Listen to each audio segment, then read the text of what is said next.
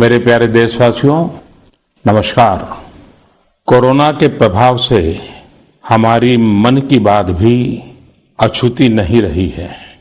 जब मैंने पिछली बार आपसे मन की बात की थी, तब पैसेंजर ट्रेनें बंद थी, बसें बंद थी, हवाई सेवा बंद थी। इस बार बहुत कुछ खुल चुका है। श्रमिक स्पेशल ट्रेनें चल रही हैं, अन्य स्पेशल ट्रेनें भी शुरू हो गई हैं। तमाम सावधानियों के साथ हवाई जहाज उड़ने लगे हैं। धीरे धीरे उद्योग भी चलना शुरू हुआ है, यानी अर्थव्यवस्था का एक बड़ा हिस्सा अब चल पड़ा है, खुल गया है। ऐसे में हमें और ज्यादा सतर्क रहने की आवश्यकता है। 2 गज की दूरी का नियम हो, मुंह पर मास्क लगाने की बात हो सके तो वहां तक घर में रहना हो, ये सारी बातों का पालन, उसमें जरा भी ढिलाई नहीं बरतनी चाहिए। देश में सबके सामूहिक प्रयासों से कोरोना के खिलाफ लड़ाई बहुत मजबूती से लड़ी जा रही है। जब हम दुनिया की तरफ देखते हैं तो हमें अनुभव होता है कि वास्तव में भारतवासियों की उपलब्धि कितनी बड़ी है। हमारी जनसंख्या ज्यादातर देशों से कई गुना ज्यादा है।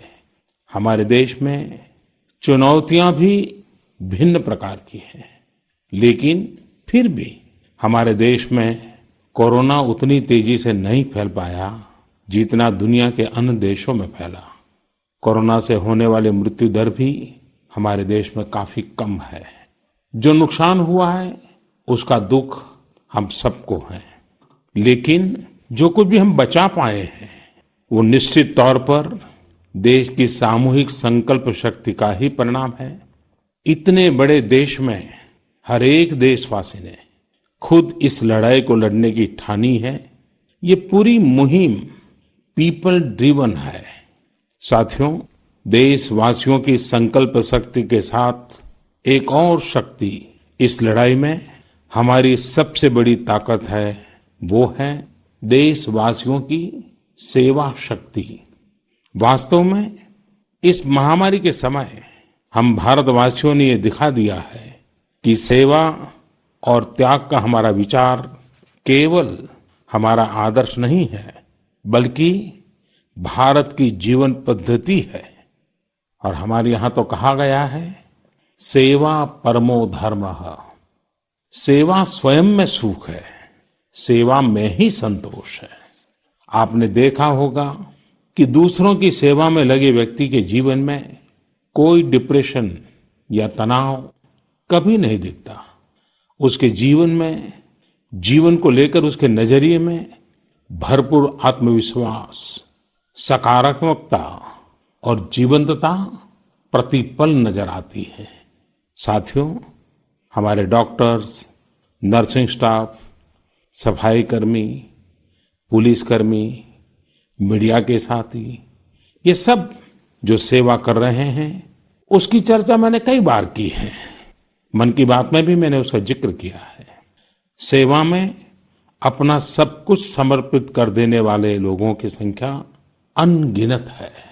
ऐसे ही एक सज्जन है तमिलनाडु के सी मोहन। सी मोहन जी मदुरई में एक सैलून चलाते हैं। अपनी मेहनत की कमाई से इन्होंने अपनी बेटी की पढ़ाई के लिए 5 लाख रुपए बचाए थे, लेकिन इन्होंने ये पूरी राशि इस समय जरूरतमंदों, गरीबों की सेवा के लिए खर्च कर दी। इसी तरह अगरतला में ठेला चलाकर जीवन यापन करने वाले गौतम दास जी अपनी रोजमर्रा की कमाई की बचत में से हर रोज दाल चावल खरीदकर जरूरतमंदों को खाना खिला रहे हैं। पंजाब के पठानकोट से भी एक ऐसा ही उदाहरण मुझे पता चला। यहाँ दिव्यांग भाई राजू ने दूसरों की मदद से जोड़ी गई छोटी सी पूंजी से 3000 से अधिक मास्क बनवाकर लोगों में बांटे। भाई राजू ने इस मुश्किल समय में करीब 100 परिवारों के लिए खाने का राशन भी जुटाया। देश के सभी इलाकों से विमेन सेल्फ हेल्प ग्रुप के परिश्रम की भी अनगिनत कहानियां इन दिनों हमारे सामने आ रही है। गांवों में, छोटे कस्बों में हमारी बहनें, बेटियां हर दिन हजारों की संख्या में मास्क बना रही हैं। तमाम सामाजिक संस्थाएं भी इस काम में इनका सहयोग कर रही हैं। साथियों, ऐसे कितने ही उदाहरण हर दिन दिखाई और सुनाई पड़ रहे हैं। कितने ही लोग खुद भी मुझे नमो ऐप और अन्य माध्यमों के जरिए अपने प्रयासों के बारे में बता रहे हैं। कई बार समय की कमी के चलते मैं बहुत से लोगों का, बहुत से संगठनों का, बहुत सी संस्थाओं का नाम नहीं ले पाता हूं। सेवा भाव से लोगों की मदद कर रहे ऐसे सभी लोगों की मैं प्रशंसा करता हूं, उनका आदर करता हूं, उनका तहे दिल से अभिनंदन करता हूं। मेरे प्यारे देशवासियों, एक और बात जो मेरे मन को छू गई है वो है संकट की इस घड़ी में इनोवेशन। तमाम देशवासी गांवों से लेकर शहरों तक, हमारे छोटे व्यापारियों से लेकर स्टार्टअप तक, हमारी लैब्स कोरोना के खिलाफ लड़ाई में नए नए तरीके इजाद कर रहे हैं, नए नए इनोवेशन कर रहे हैं। जैसे नासिक के राजेंद्र यादव का उदाहरण बहुत दिलचस्प है। राजेंद्र जी नासिक में सतना गांव के किसान हैं। अपने गांव को कोरोना संक्रमण से बचाने के लिए उन्होंने अपने ट्रैक्टर से जोड़कर एक सैनिटाइजेशन मशीन बना ली है और ये इनोवेटिव मशीन बहुत प्रभावी तरीके से काम कर रही है। इसी तरह मैं सोशल मीडिया में कई तस्वीरें देख रहा था। कई दुकानदारों ने 2 गज की दूरी के लिए दुकान में बड़े पाइपलाइन लगा लिए हैं, जिसमें एक छोर से वो ऊपर से सामान डालते हैं और दूसरी छोर से ग्राहक अपना सामान ले लेते हैं। इस दौरान पढ़ाई के क्षेत्र में भी कई अलग अलग इनोवेशन शिक्षकों और छात्रों ने मिलकर किए हैं। ऑनलाइन क्लासेस, वीडियो क्लासेस, उसको भी अलग अलग तरीकों से इनोवेट किया जा रहा है। कोरोना की वैक्सीन पर हमारी लैब्स में जो काम हो रहा है उस पर तो दुनिया भर की नजर है और हम सबकी आशा भी। किसी भी परिस्थिति को बदलने के लिए इच्छा शक्ति के साथ ही बहुत कुछ इनोवेशन पर भी निर्भर करता है। हजारों सालों की मानव जात की यात्रा लगातार इनोवेशन से ही इतने आधुनिक दौर में पहुंची है। इसलिए इस महामारी पर जीत के लिए हमारी ये विशेष इनोवेशंस भी बहुत बड़ा आधार है।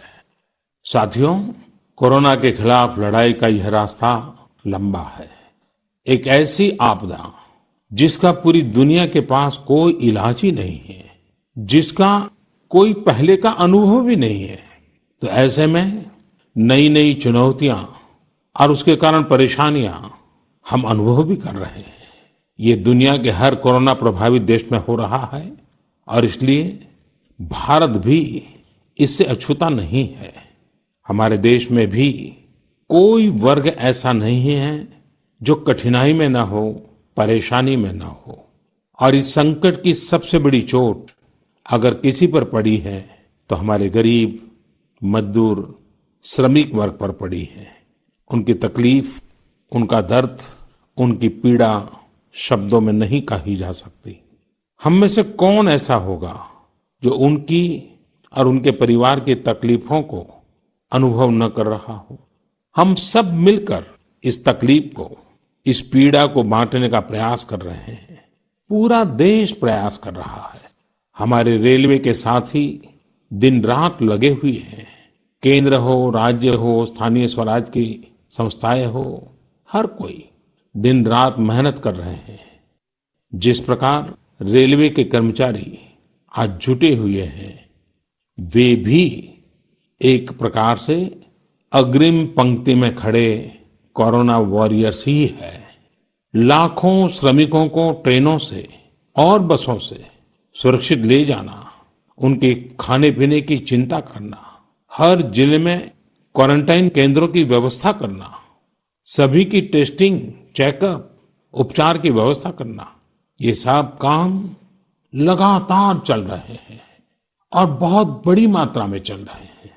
लेकिन साथियों, जो दृश्य आज हम देख रहे हैं, इससे देश को अतीत में जो कुछ हुआ उसके अवलोकन और भविष्य के लिए सीखने का अवसर भी मिला है। आज हमारे श्रमिकों की पीड़ा में हम देश के पूर्वी हिस्से की पीड़ा को देख सकते हैं। जिस पूर्वी हिस्से में देश का ग्रोथ इंजन बनने की क्षमता है, जिसके श्रमिकों के बाहुबल में देश को नई ऊंचाई पर ले जाने का सामर्थ्य है, उस पूर्वी हिस्से का विकास बहुत आवश्यक है। पूर्वी भारत के विकास से ही देश का संतुलित आर्थिक विकास संभव है। देश ने जब मुझे सेवा का अवसर दिया, तभी से हमने पूर्वी भारत के विकास को प्राथमिकता दी है। मुझे संतोष है कि बीते वर्षों में इस दिशा में बहुत कुछ हुआ है और अब प्रवासी मजदूरों को देखते हुए बहुत कुछ नए कदम उठाना भी आवश्यक हो गया है और हम लगातार उस दिशा में आगे बढ़ रहे हैं। जैसे कहीं श्रमिकों की स्किल मैपिंग का काम हो रहा है, कहीं स्टार्टअप्स इस काम में जुटे हैं, कहीं माइग्रेशन कमीशन बनाने की बात हो रही है। इसके अलावा केंद्र सरकार ने अभी जो फैसले लिए हैं, उससे भी गांवों में रोजगार, स्वरोजगार, लघु उद्योगों से जुड़ी विशाल संभावनाएं खुली हैं। ये फैसले इन स्थितियों के समाधान के लिए हैं, आत्मनिर्भर भारत के लिए हैं।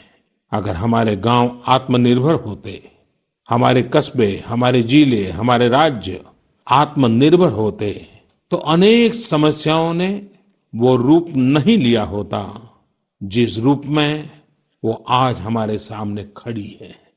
लेकिन अंधेरे से रोशनी की ओर बढ़ना मानव स्वभाव है।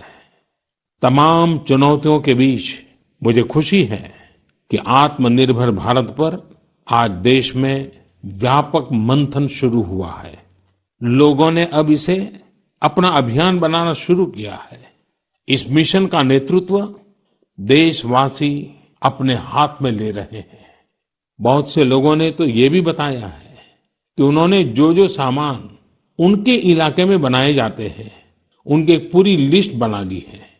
ये लोग अब इन लोकल प्रोडक्ट्स को ही खरीद रहे हैं और वोकल फॉर लोकल को प्रमोट भी कर रहे हैं। मेक इन इंडिया को बढ़ावा मिले, इसके लिए सब कोई अपना अपना संकल्प जता रहा है। बिहार के हमारे एक साथी श्रीमान हिमांशु ने मुझे नमो ऐप पर लिखा है कि वो एक ऐसा दिन देखना चाहते हैं जब भारत विदेश से आने वाले आयात को कम से कम कर दे, चाहे पेट्रोल, डीजल, ईंधन का आयात हो, इलेक्ट्रॉनिक आइटम्स का आयात हो, यूरिया का आयात हो या फिर खाद्य तेल का आयात हो। मैं उनकी भावनाओं को समझता हूं।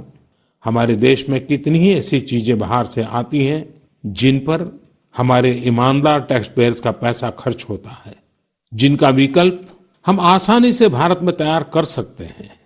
असम के सुदीप ने मुझे लिखा है कि वो महिलाओं के बनाए हुए लोकल बैम्बू प्रोडक्ट्स का व्यापार करते हैं और उन्होंने तय किया है कि आने वाले 2 वर्ष में वे अपने बैम्बू प्रोडक्ट को एक ग्लोबल ब्रांड बनाएंगे। मुझे पूरा भरोसा है आत्मनिर्भर भारत अभियान इस दशक में देश को नई ऊंचाई पर ले जाएगा। मेरे प्यारे देशवासियों, कोरोना संकट के इस दौर में मेरी विश्व के अनेक नेताओं से बातचीत हुई है, लेकिन मैं एक सीक्रेट जरूर आज बताना चाहूंगा। विश्व के अनेक नेताओं की जब बातचीत होती है तो मैंने देखा इन दिनों उनकी बहुत ज्यादा दिलचस्पी योग और आयुर्वेद के संबंध में होती है। कुछ नेताओं ने मुझसे पूछा कि कोरोना के इस काल में ये योग और आयुर्वेद कैसे मदद कर सकते हैं। साथियों, अंतर्राष्ट्रीय योग दिवस जल्द ही आने वाला है। योग जैसे जैसे लोगों के जीवन से जुड़ रहा है, लोगों में अपने स्वास्थ्य को लेकर जागरूकता भी लगातार बढ़ रही है। अभी कोरोना संकट के दौरान भी ये देखा जा रहा है कि हॉलीवुड से हरिद्वार तक घर में रहते हुए लोग योग पर बहुत गंभीरता से ध्यान दे रहे हैं। हर जगह लोगों ने योग और उसके साथ साथ आयुर्वेद के बारे में और ज्यादा जानना चाहा है, उसे अपनाना चाहा है। कितने ही लोग जिन्होंने कभी योग नहीं किया, वे भी या तो ऑनलाइन योग क्लास से जुड़ गए हैं या फिर ऑनलाइन वीडियो के माध्यम से भी योग सीख रहे हैं। सही में योग कम्युनिटी, इम्यूनिटी और यूनिटी सबके लिए अच्छा है। साथियों, कोरोना संकट के इस समय में योग आज इसलिए भी ज्यादा अहम है क्योंकि ये वायरस हमारे रेस्पिरेटरी सिस्टम को सबसे अधिक प्रभावित करता है। योग में तो रेस्पिरेटरी सिस्टम को मजबूत करने वाले कई तरह के प्राणायाम है, जिनका असर हम लंबे समय से देखते आ रहे हैं। ये टाइम टेस्टेड टेक्निक्स हैं, जिसका अपना अलग महत्व है। कपालभाति और अनुलोम विलोम प्राणायाम से अधिकतर लोग परिचित होंगे, लेकिन भस्त्रिका, शीतली, भ्रामरी जैसे कई प्राणायाम के प्रकार है, जिसके अनेक लाभ भी है। वैसे आपके जीवन में योग को बढ़ाने के लिए आयुष मंत्रालय ने भी इस बार एक अनोखा प्रयोग किया है। आयुष मंत्रालय ने माय लाइफ माय योग नाम से अंतर्राष्ट्रीय वीडियो ब्लॉग उसकी प्रतियोगिता शुरू की है। भारत ही नहीं, पूरी दुनिया के लोग इस प्रतियोगिता में हिस्सा ले सकते हैं। इसमें हिस्सा लेने के लिए आपको अपना 3 मिनट का एक वीडियो बना करके अपलोड करना होगा। इस वीडियो में आप जो योग या आसन करते हुए वो करते हुए दिखाना है और योग से आपके जीवन में जो बदलाव आया है उसके बारे में भी बताना है। मेरा आपसे अनुरोध है, आप सभी इस प्रतियोगिता में अवश्य भाग लें और इस नए तरीके से अंतर्राष्ट्रीय योग दिवस में आप हिस्सेदार बनिए।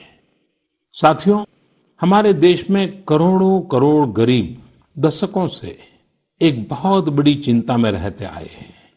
अगर बीमार पड़ गए तो क्या होगा? अपना इलाज कराएं या फिर परिवार के लिए रोटी की चिंता करें? इस तकलीफ को समझते हुए इस चिंता को दूर करने के लिए ही करीब 1.5 साल पहले आयुष्मान भारत योजना शुरू की गई थी। कुछ ही दिन पहले आयुष्मान भारत के लाभार्थियों की संख्या 1 करोड़ के पार हो गई है। 1 करोड़ से ज्यादा मरीज मतलब देश के 1 करोड़ से अधिक परिवारों की सेवा हुई है। 1 करोड़ से ज्यादा मरीज का मतलब क्या होता है मालूम है? 1 करोड़ से ज्यादा मरीज मतलब नॉर्वे जैसा देश, सिंगापुर जैसा देश, उसकी जो टोटल जनसंख्या है उससे 2 गुना लोगों को मुफ्त में इलाज दिया गया है। अगर गरीबों को अस्पताल में भर्ती होने के बाद इलाज के लिए पैसे देने पड़ते, इनका मुफ्त इलाज नहीं हुआ होता, तो उन्हें एक मोटा मोटा अंदाज है करीब करीब 14,000 करोड़ रुपए से भी ज्यादा अपनी जेब से खर्च करने पड़ते हैं।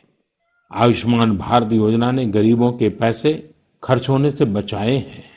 मैं आयुष्मान भारत के सभी लाभार्थियों के साथ साथ मरीजों का उपचार करने वाले सभी डॉक्टरों, नर्सेज और मेडिकल स्टाफ को भी बधाई देता हूं। आयुष्मान भारत योजना के साथ एक बहुत बड़ी विशेषता पोर्टेबिलिटी की सुविधा भी है। पोर्टेबिलिटी ने देश को एकता के रंग में रंगने में भी मदद की है। यानी बिहार का कोई गरीब अगर चाहे तो उसे कर्नाटका में भी वही सुविधा मिलेगी जो उसे अपने राज्य में मिलती। इसी तरह महाराष्ट्र का कोई गरीब चाहे तो उसे इलाज की वही सुविधा तमिलनाडु में मिलती। इस योजना के कारण किसी क्षेत्र में जहां स्वास्थ्य की व्यवस्था कमजोर है, वहां के गरीब को देश के किसी भी कोने में उत्तम इलाज कराने की सहूलियत मिलती है। साथियों, आप ये जानकर हैरान रह जाएंगे कि 1 करोड़ लाभार्थियों में से 80% लाभार्थी देश के ग्रामीण इलाकों के हैं।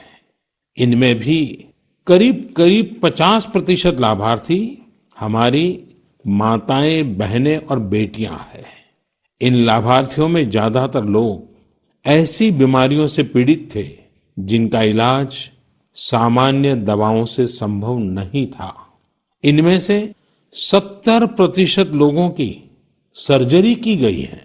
आप अनुमान लगा सकते हैं कि कितनी बड़ी तकलीफों से इन लोगों को मुक्ति मिली है।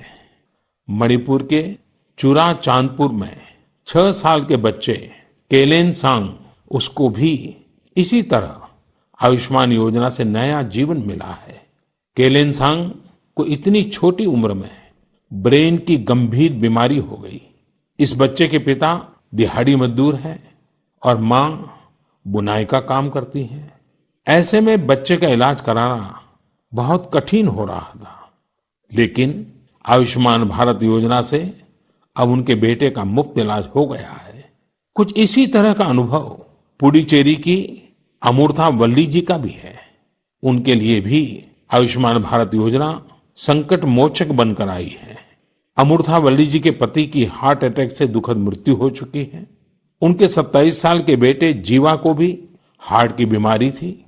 डॉक्टर्स ने जीवा के लिए सर्जरी की सलाह दी थी, लेकिन दिहाड़ी मजदूरी करने वाले जीवा के लिए अपने खर्च से इतना बड़ा ऑपरेशन करवाना संभव ही नहीं था।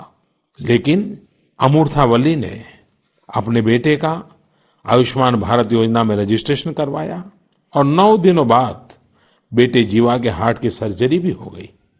साथियों, मैंने आपको सिर्फ 3-4 घटनाओं का जिक्र किया। आयुष्मान भारत से तो ऐसी 1 करोड़ से अधिक कहानियां जुड़ी हुई है। ये कहानियां जीते जागते इंसानों की हैं। दुख तकलीफ से मुक्त हुए हमारे अपने परिवारजनों की है। आपसे मेरा आग्रह है, कभी समय मिले तो ऐसे व्यक्ति से जरूर बात करिएगा जिसने आयुष्मान भारत योजना के तहत अपना इलाज कराया हो।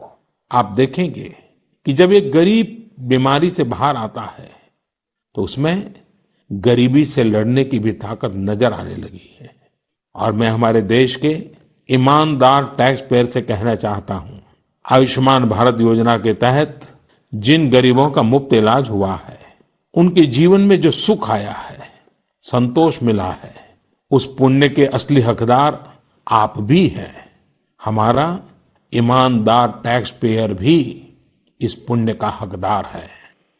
मेरे प्यारे देशवासियों, एक तरफ हम महामारी से लड़ रहे हैं तो दूसरी तरफ हमें हाल में पूर्वी भारत के कुछ हिस्सों में प्राकृतिक आपदा का भी सामना करना पड़ा है। पिछले कुछ हफ्तों के दौरान हमने पश्चिम बंगाल और उड़ीसा में सुपर साइक्लोन अम्फान का कहर देखा। तूफान से अनेकों घर तबाह हो गए, किसानों को भी भारी नुकसान हुआ। हालात का जायजा लेने के लिए मैं पिछले हफ्ते उड़ीसा और पश्चिम बंगाल गया था। पश्चिम बंगाल और उड़ीसा के लोगों ने जिस हिम्मत और बहादुरी के साथ हालात का सामना किया है, प्रशंसनीय है। संकट की इस घड़ी में देश भी हर तरह से वहां के लोगों के साथ खड़ा है। साथियों, एक तरफ जहां पूर्वी भारत तूफान से आई आपदा का सामना कर रहा है, वहीं दूसरी तरफ देश के कई हिस्से टिड्डियों या लोकस के हमले से प्रभावित हुए हैं। इन हमलों ने फिर हमें याद दिलाया है कि ये छोटा सा जीव कितना नुकसान करता है। टिड्डी दल का हमला कई दिनों तक चलता है। बहुत बड़े क्षेत्र पर इसका प्रभाव पड़ता है। भारत सरकार हो, राज्य सरकार हो, कृषि विभाग हो, प्रशासन भी इस संकट के नुकसान से बचने के लिए, किसानों की मदद करने के लिए आधुनिक संसाधनों का भी उपयोग कर रहा है। नए नए आविष्कार की तरफ भी ध्यान दे रहा है। और मुझे विश्वास है कि हम सब मिलकर के हमारे कृषि क्षेत्र पर ये जो संकट आया है, उससे भी लोहा लेंगे, बहुत कुछ बचा लेंगे। मेरे प्यारे देशवासियों, कुछ दिन बाद ही 5 जून को पूरी दुनिया विश्व पर्यावरण दिवस मनाएगी। विश्व पर्यावरण दिवस पर इस साल की थीम है बायोडायवर्सिटी, यानी जैव विविधता। वर्तमान परिस्थितियों में यह थीम विशेष रूप से महत्वपूर्ण है। लॉकडाउन के दौरान पिछले कुछ हफ्तों में जीवन की रफ्तार थोड़ी धीमी जरूर हुई है, लेकिन इससे हमें अपने आसपास प्रकृति की समृद्ध विविधता को, जैव विविधता को करीब से देखने का अवसर भी मिला है। आज कितने ही ऐसे पक्षी जो प्रदूषण और शोर शराबे में ओझल हो गए थे, सालों बाद उनकी आवाज को लोग अपने घरों में सुन रहे हैं। अनेक जगहों से जानवरों के उन्मुक्त विचरण की खबरें भी आ रही हैं। मेरी तरह आपने भी सोशल मीडिया में जरूर इन बातों को देखा होगा, पढ़ा होगा। बहुत लोग कह रहे हैं, लिख रहे हैं, तस्वीरें साझा कर रहे हैं कि वो अपने घर से दूर दूर पहाड़ियां देख पा रहे हैं, दूर दूर जलती हुई रोशनी देख रहे हैं। इन तस्वीरों को देखकर कई लोगों के मन में ये संकल्प उठा होगा, क्या हम उन दृश्यों को ऐसे ही बना रख सकते हैं? इन तस्वीरों ने लोगों को प्रकृति के लिए कुछ करने की प्रेरणा भी दी है।